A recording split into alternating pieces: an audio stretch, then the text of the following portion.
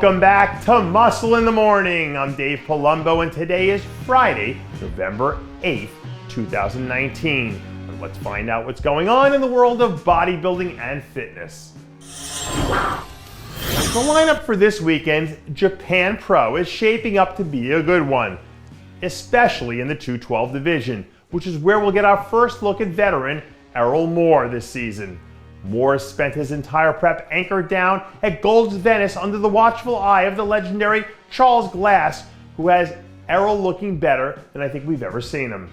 When his conditioning is spot on, Errold's shown that he can be a handful to deal with.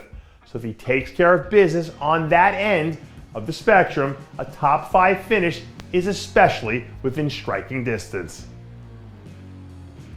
Of course, one of the other big names in the Japan Pro this weekend is our own Regan Grimes, who's fresh off a solid second. He finished third.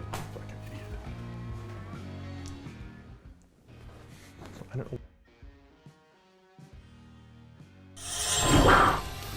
Of course, one of the other big names in the Japan Pro this weekend is Regan Grimes, who's fresh off a very solid third-place effort at last weekend's Romania Pro.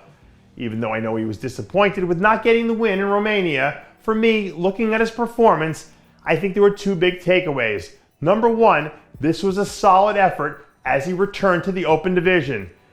And number two, this week, he isn't running headfirst into a buzzsaw named Cedric McMillan. This show is there for the taking, and all he has to do is show up and be himself, because that's plenty good enough to get the win here. Unless, of course, someone else shows up. They say the good artists never actually take time off. They just have moments in between the time when they're creating their next masterpieces. And if there was ever a description for Zane Watson of what he does and who he is, this would be it. Rumor has it that Zane's sitting at a cool 235 pounds, a little more than 2 months into his first phase of his off season. From day one, Zane has always been someone who approached bodybuilding like an art form and not so much as a sport.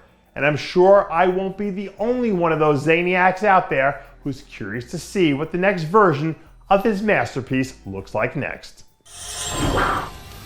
Grandmasters of chess aren't necessarily skilled strategists like people might think.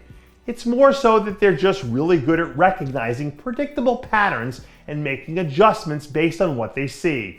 So if I'm Roelly Winklaar looking to achieve Grandmaster status next season, here's what I would do. I need to have a look at my own board and try to recognize my patterns. What am I consistently doing that's leading to my end result?